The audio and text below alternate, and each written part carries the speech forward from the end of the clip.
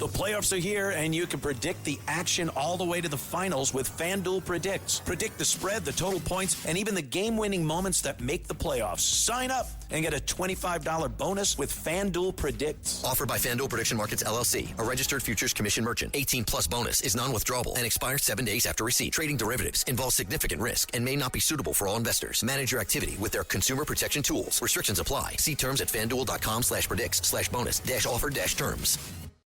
The Dominic Carter Show On the Red Apple Podcast Network.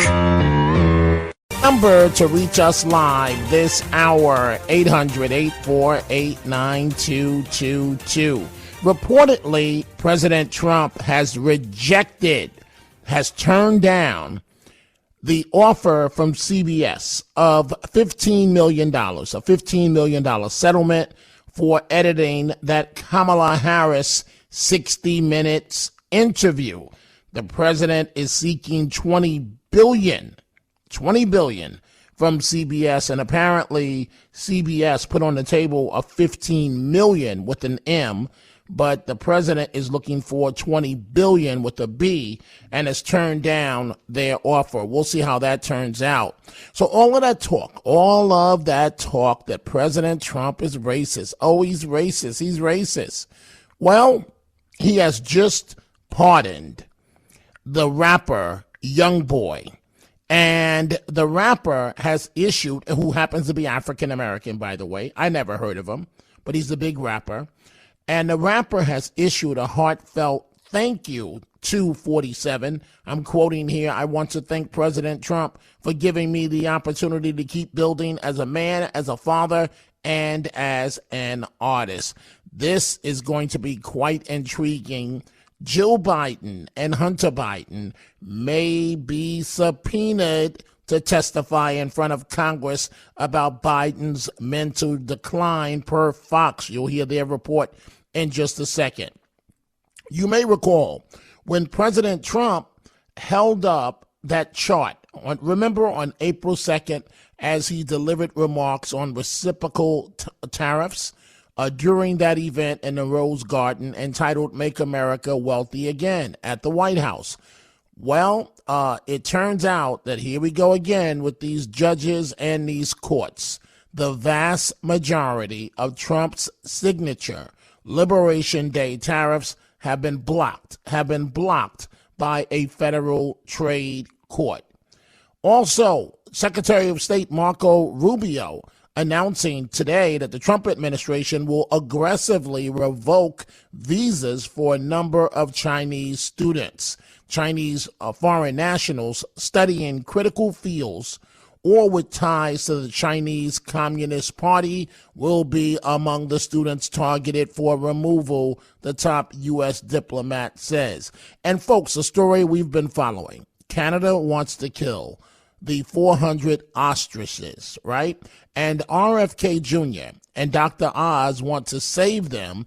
They are teaming up with our owner-operator of the Red Apple Audio Networks in support of the birds, and now they likely will not be killed, according to Canada's agriculture minister. We'll follow up on that. But let's start, and we see all your calls coming in. We're about to begin with them.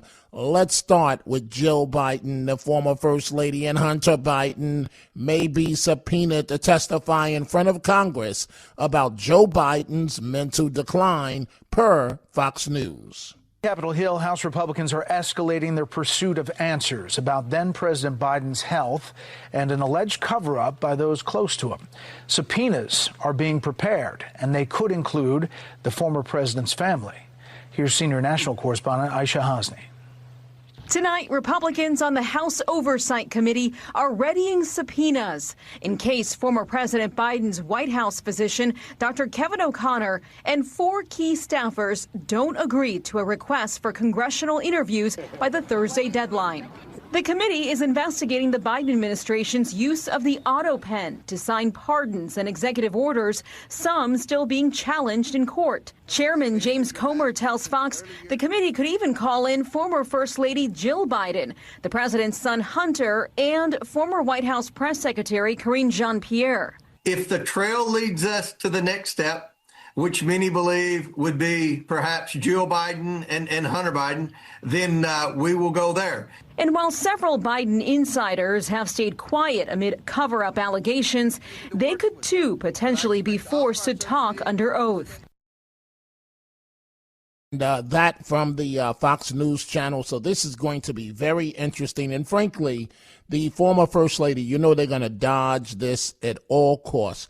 The former First Lady, the former First Son, they should be called to testify before Congress, because this really does rise to a level of Watergate, how the American people were, I don't think we were bamboozled, but the system tried to bamboozle us as it relates to the former president's health.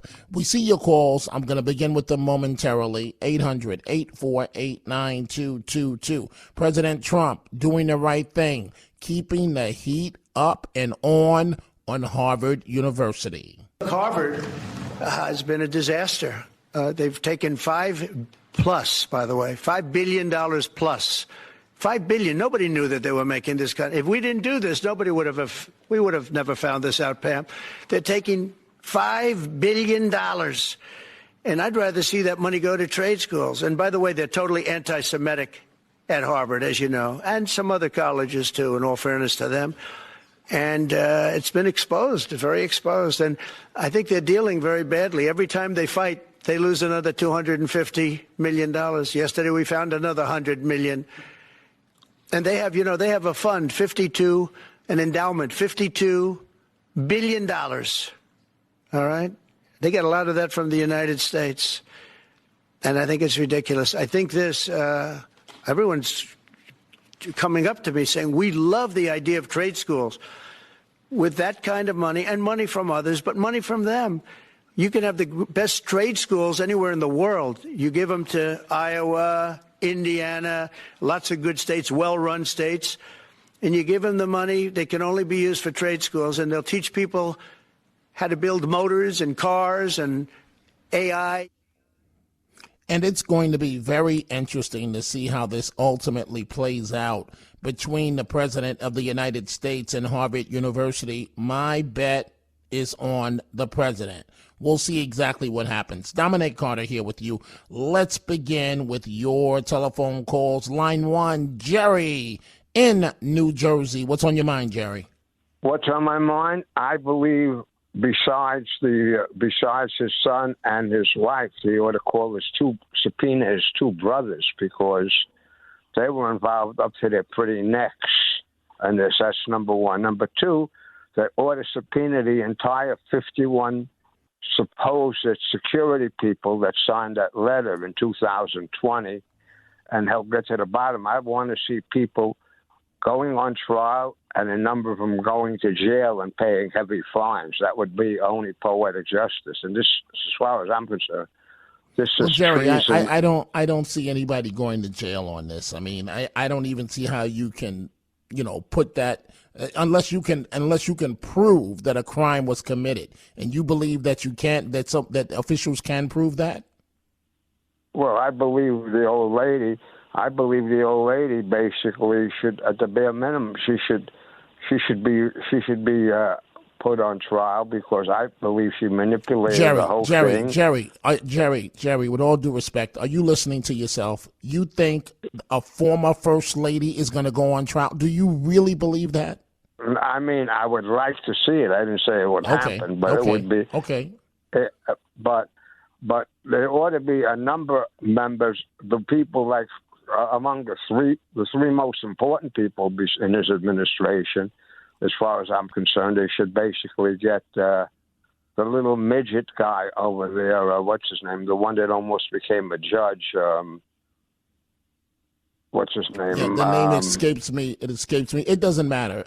But Jerry, and then they ought to get Mayorkas, because what he did was an absolute disgrace. Jerry, I hear you, but it's ridiculous. You're giving a litany of. You're not going to get criminally.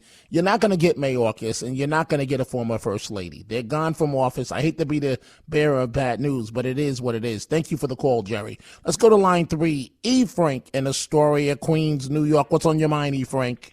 Yeah, Dominic, besides the New York Knicks and the Indiana Pacers. Okay, wait, E. Frank. Every time I take your call, E. Frank, lower his audio. E. Frank, every time I take your call, I end up regretting it. It says here that you want to talk about the rapper that was pardoned, and you're discussing the Knicks. This is a political show. Are you serious? You're asking me if I'm serious or not. I'm asking you, are you serious? It says here you want to talk about Trump's pardon of the rapper, and you went into a 30-second comment on the New York Knicks. All right. Okay, I wasn't serious about that, okay? But it's just... Okay, well, E. Frank, you should know I'm a very serious person. So what is the comment? What is the comment? E. Frank, what is the comment you want to make? Yeah, I don't think that Donald Trump has the right to pardon young boy. He's from the hip-hop world. He is a different criteria. Donald Trump was a progressive liberal who became a very conservative Republican. He's pro-life now. He has no right to get into that depravity. Why would he pardon someone like young boy? It's not fair. Because he's the president of the United States of America, and he has that right to pardon anyone that he wants to. Are you serious, E. Frank? I am serious because I was a supporter of Joe Biden, and Joe Biden helped me get a presidential greeting. And okay, all right, I'm doing. Let's lose this. I'm doing wonderful here with the nut jobs tonight. Let's go. Now it's interesting because line 2, Kevin from Greenwich, Connecticut, has talked to me about the fact before that he does have schizophrenia, but he's joining me right now. Kevin, what's on your mind? Yes, Dominic. A couple of times. But Kevin, it's almost impossible to hear you. I think you have a bad cell phone connection, but go ahead. Let me try. Okay, we've talked on the phone a few times. A couple of times we talked about McDonald's. Okay, Kevin, what is the point that you want to make? Oh, one time I told you about Ladies of the Night. And okay, Kevin, I need you to focus. What is the point that you want to make? Okay. Oh, my God, I forgot it. Okay, thank you very much, Kevin, for the call, and I wish you well. What's interesting, and the number to reach me, folks, is 800-848-9222. What's very interesting is that MSNBC is now mad that the FBI is going to investigate the White House cocaine situation, the Dobbs leak, and the J6 pipe bomber. We're going to let you hear what those, I almost said clowns, but what they're saying on MSNBC. But first, what we're going to do is take a break. We're taking your live calls from around the country. Dominic Carter here with you, 800-848-9222. The Dominic Carter Show, entertaining and informative. On the Red Apple Podcast Network. The Dominic Carter Show, entertaining and informative. On the Red Apple Podcast Network.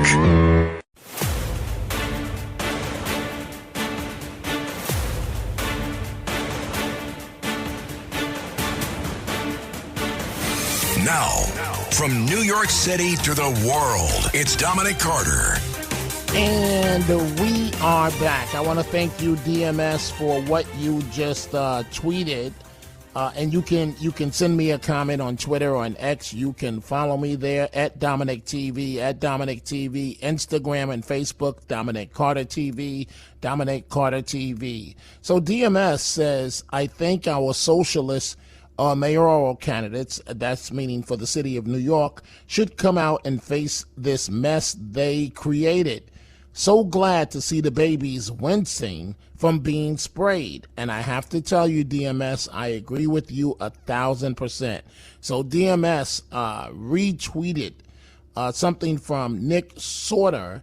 And what it is anti-ICE protesters are being pepper sprayed as they fight with police in New York City. Now, I believe that they're, as I look at the video, that they're fighting with the federal agents, the uniform agents, and they're attempting to block access of vans carrying illegals from entering the facility, and so they're trying to move the gate and block the gates, And you see that the federal agents are having none of it. They pull out their pepper spray and give them a healthy dose of mace, of pepper spray in their eyes. And that's the way you got to deal with these nuts, plain and simple.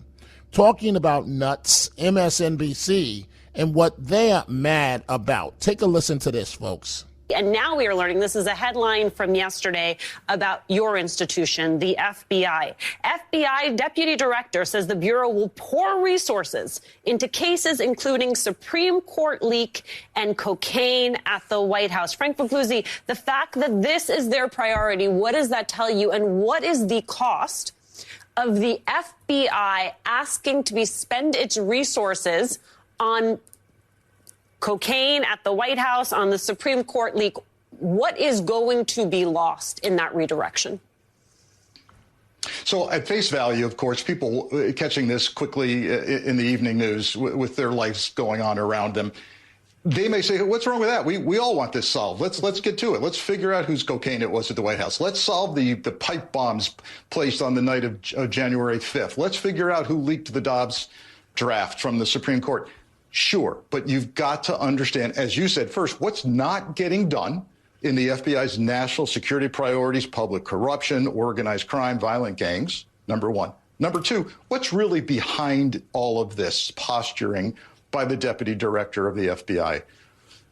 He's got to make good on the promises that Kash Patel, the director, and himself made in their podcasts, their books, their public appearances, where they said, I believe in the following conspiracies. I believe the FBI is hiding who the pipe bomber is. I believe that some liberal Democrat leaked the Dobbs draft out of the Supreme Court, et cetera, et cetera. That's from MSNBC. And I think that the Trump administration investigating these matters, the FBI, it's a wonderful thing. The American people are entitled to some answers on this. What I do not support, what I think is disgusting, that President Trump won this election with a mandate. And we all know time after time after time again, these courts are getting in his way. The latest thing to happen, the very latest thing to happen to the president, a federal court has blocked the president's wide-ranging signature tariff policy, ruling that the commander-in-chief exceeded his authority. No, you exceeded your authority.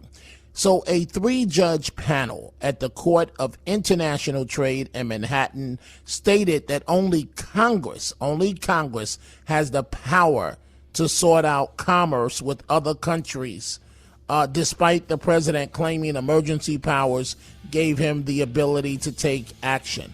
Now, who do you think the American people sides with on this? This 3-judge panel or the President of the United States of America? Give me a break here. We're going to take a commercial break, and when we come back, more of your calls. The Dominic Carter Show, entertaining and informative. On the Red Apple Podcast Network. The Dominic Carter Show, entertaining and informative. On the Red Apple Podcast Network.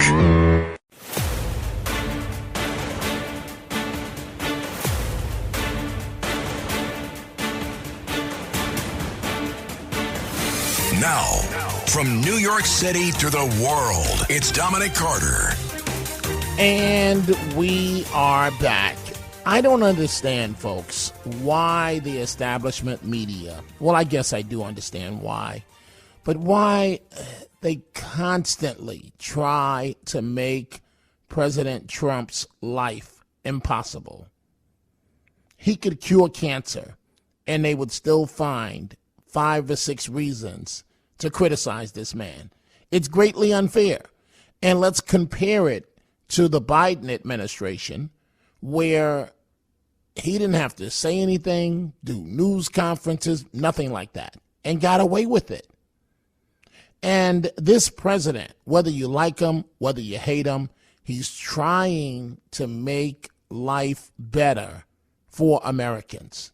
800-848-9222. You folks complain. We see your complaints that you can't get through.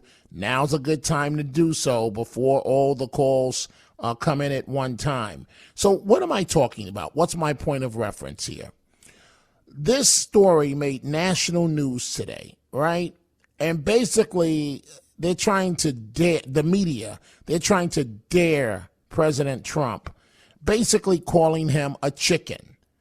And so the president did bristle when a reporter, and I believe she was from CNBC, when this reporter, and you're about to hear the exchange, questioned the president of the United States regarding whether markets have been calm in the face of his tariff situation, because they believe that he always chickens out and backs down on his tariff threats. And so the president, as you hear right now, declares the question is nasty. Mr. President, Wall Street analysts have coined a new term called the taco trade. They're saying Trump always chickens out on your tariff threats, and that's why markets are higher this week. What's your response to that? I kick out? Chicken out.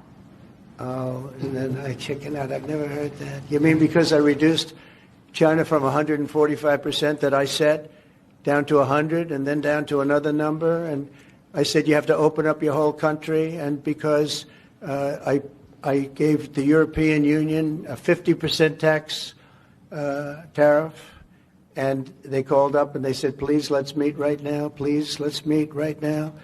And I said, okay, I'll give you till July 9. I actually asked them, I said, what's the date? Because they weren't willing to meet. And after I did what I did, they said, we'll meet anytime you want. And we have an end date of July 9th. You call that chickening out? Because we have $14 trillion now invested, committed to investing when Biden didn't have practically anything. This country was dying. You know, we have the hottest country anywhere in the world. I went to Saudi Arabia. The king told me. He said, we have the hottest country in the world right now. 6 months ago, this country was stone cold dead. We had a dead country. We had a country people didn't think it was going to survive, and you ask a nasty question like that. It's called negotiation. You set a number. And if you go down, if I set a number at a ridiculous high number and I go down a little bit, they want me to hold that number, 145% tariff. Even I said, man, that really got up. You know how it got? Because of fentanyl and many other things, and you added it up. I said, where are we now? We're at 145%. I said, whoa, that's high. That's high. They were doing no business whatsoever. They were having a lot of problems. We were very nice to China. I don't know if they're going to be nice to us, but we were very nice to China. And in many ways, I think we really helped China tremendously because, they were having great difficulty because we were basically going cold turkey with China. We were doing no business because of the tariff, because it was so high. But I knew that. But don't ever say what you said. That's a nasty question. Go ahead. To me, that's the nastiest question. And you hear the president declaring for him, that's the nastiest question.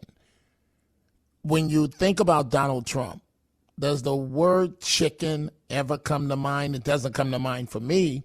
What comes to mind just off the top of my head? Bold, innovative, fearless. Those are unconventional. Those are the words that come to mind for me. Not chickening out on tariffs. If he was chickening out, he would have never taken on this battle to begin with. He didn't have to do it, the tariffs. He knew he would take a hit in the polls, but he did it anyway. Telephone calls, 800-848-9222. Let's go to line one. Martin, upstate New York. What's on your mind, Martin? Hey there, Dominic. Good show. My question is concerns all these partisan judges all across the country. It seems like they're always stopping Trump from doing whatever he's trying to do. How does the Supreme Court have to tell these judges they can't do this? It seems like they're overstepping their authority to me. The only thing I disagree with you on, Martin, it doesn't seem like they're overstepping their authority. They are overstepping their authority. And you are correct. It's going to take the Supreme Court to put them in place.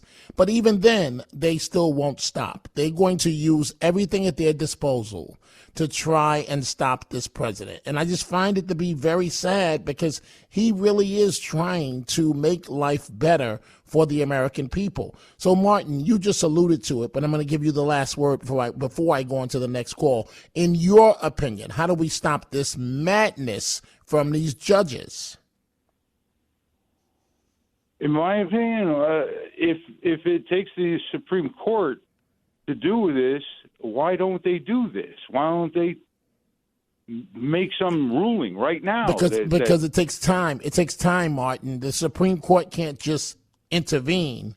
It has to work its way through the court cases, and that takes time. Unfortunately, sometimes it can go very fast, a matter of weeks. That woman judge in Wisconsin, I believe it was, the one that was arrested out the side door. Yes, this is craziness. This is ridiculous. It's just something has to be done, I think, and soon. Myself, that's what I think.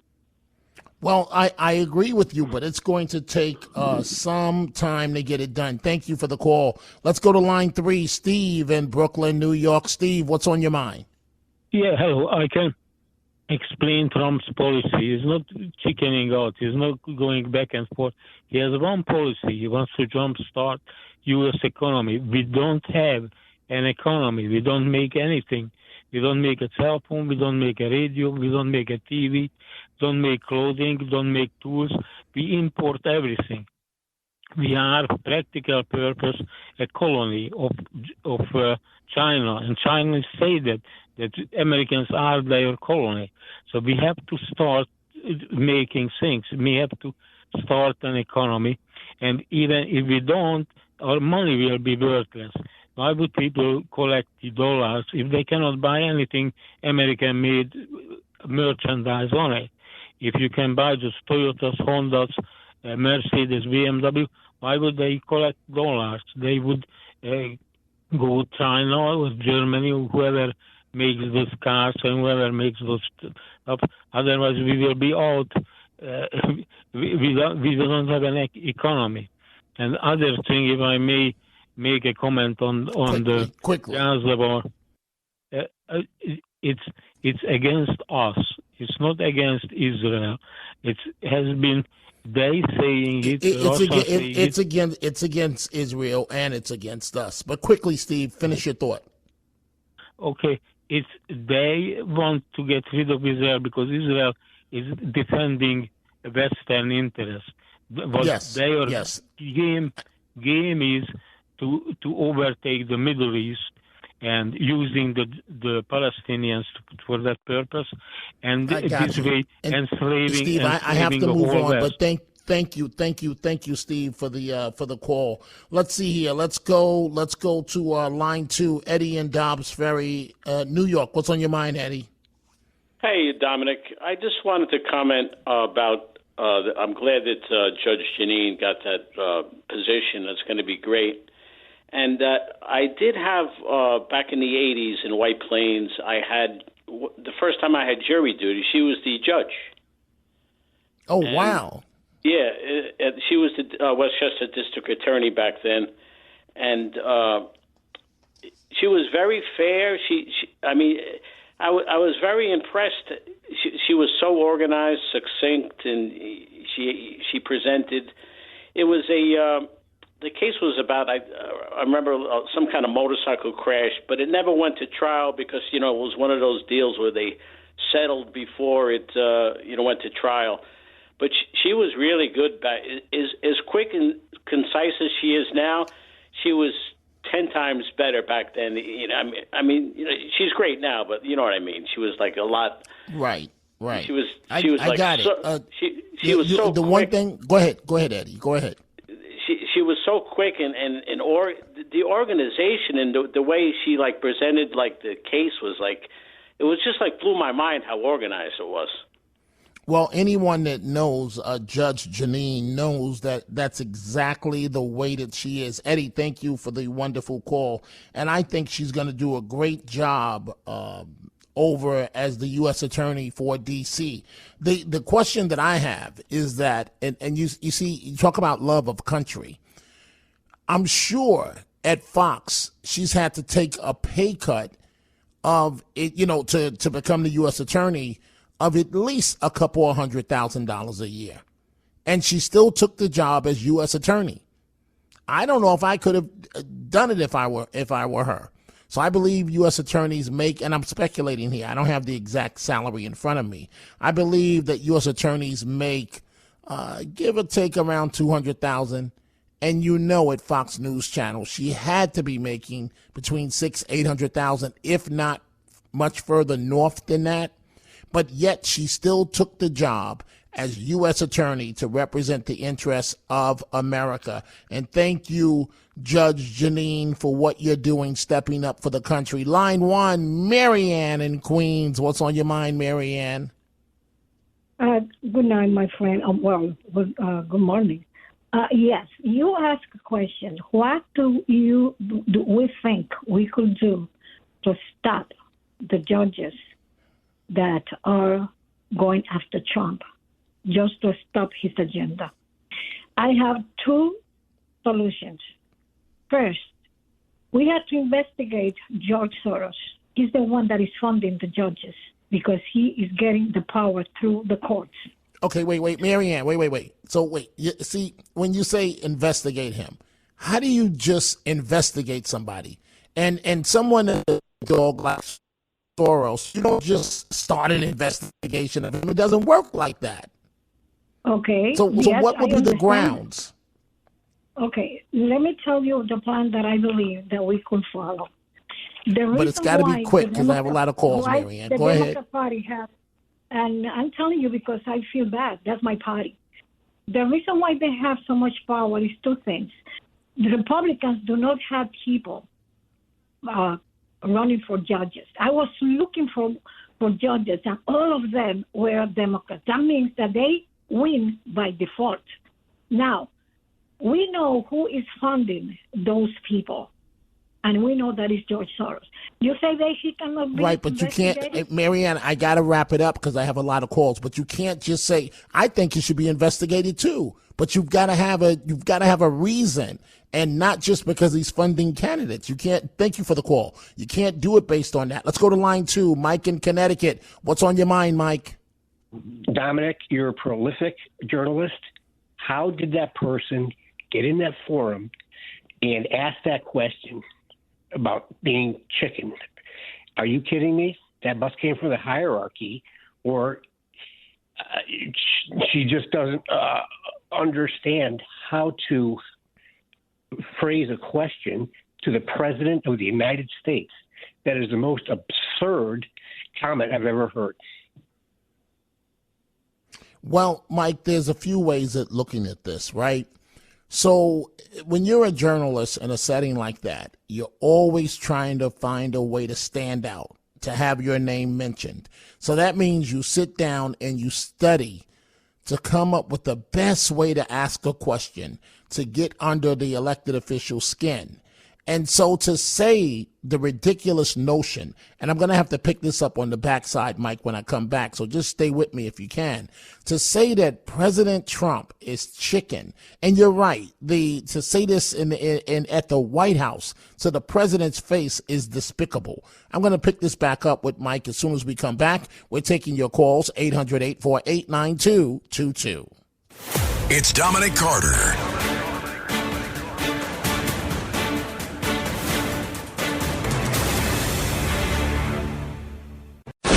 The Dominic Carter Show. Entertaining and informative. On the Red Apple Podcast Network.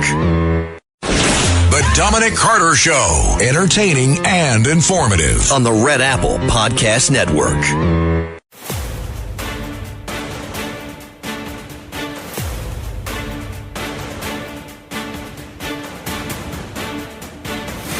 Now, from New York City to the world, it's Dominic Carter. And we are back. I'm chatting live with Mike in Connecticut. So, Mike, tell me, before I continue my answer, what offended you in particular about that question from the CNBC journalist to the President of the United States? Yes, thank you for identifying that. I didn't know where she was from, but I was just waiting for Trump to ask maybe he knew who she worked for, but that question came from hierarchy, as I mentioned earlier. And are you kidding me? The education level to get into that room to ask Chicken Little, it's just outside of the realm. And I was waiting for our president of the United States to say, "Are you kidding me?" and shut her down and get into it with her. But she's lucky that she didn't. Well, again, Mike, let me just tell you the perspective from as a journalist, because I'm pretty good at this stuff in terms of asking questions of elected officials. You have to understand, I'm not saying it's right. It was disgusting. Right. You have to understand, every journalist at the White House, every single one of them wants to stand out so that they can get $1 million contracts. Now, how do you do that? That means you've got to confront, no matter who the president is, you have to confront them. And you can't just ask straight up policy. It's got to be something that's outside of the box. And so she knew by using the word chickened that would get under his skin. And so you know when you ask the question that this question is going to get under their skin. I'm either going to get a good emotional response. The president may snap. If the president snaps, then mission accomplished, because your name is attached with getting the president to lose his cool. And unfortunately, she almost succeeded because he was annoyed at that question. But to ask that of the President of the United States of America, I agree with you, Mike. It's disgusting. Thank you for the wonderful call. Let's go to line 3, Robert in Rockland County, New York. What's on your mind, Robert? Dominic, Robert, go ahead, please. Pleasure. I'm good, but please don't have the radio on in the background because it's going to confuse the listeners. Go ahead. Yes, sir. I just wanted to say, Dominic, what are we going to do? Trump saved us by doing all these executive orders and changing everything. What's to stop a Democrat from coming back in 4 years and doing the same thing and changing it all back? Well, you know, Robert, it's a great question. I don't know why you say what's to stop a Democrat from doing that. That's exactly what will happen. That's why. Yeah. Okay, so for example, you had President Biden in office, right? As soon as Trump won the election, what does he do? He comes in and reverses almost everything, almost every executive order that Biden had. And so that's the nature of the beast in politics. And so that's why it's so important to keep the presidency in the party that you represent. So in this case, when Trump is done and he's going to go down, remember I said this, he's going to go down as one of the greatest presidents ever, if not the greatest president. And so that's why it's important for it to continue with J.D. Vance or Marco Rubio, because exactly what you just said, Robert, that's exactly what will happen. Go ahead. I'll give you the final word. Well, you know what? I was also thinking that Congress needs to get off its butt and codify some of these executive orders. Right, but that's a much harder process. Easier said than done. But Robert, I think that President Trump, you know, anyone that's being reasonable, just be reasonable. And you have to give this man, if you had to give him a letter grade, you'd have to give him an A. I'd even venture to say an A+. And that's just being reasonable. Dominic, so Robert, that's why I love listening to you. Oh, thank you. That's very kind of you to say, Robert, and thank you for the call. Folks, keep in mind, if you listen to me dayside, I'm back between 3 and 4 p.m., 3 and 4 p.m., and, of course, we'll have all the very latest of what's going on in the world of politics. I want you to do me a favor. I want you folks to have a great day.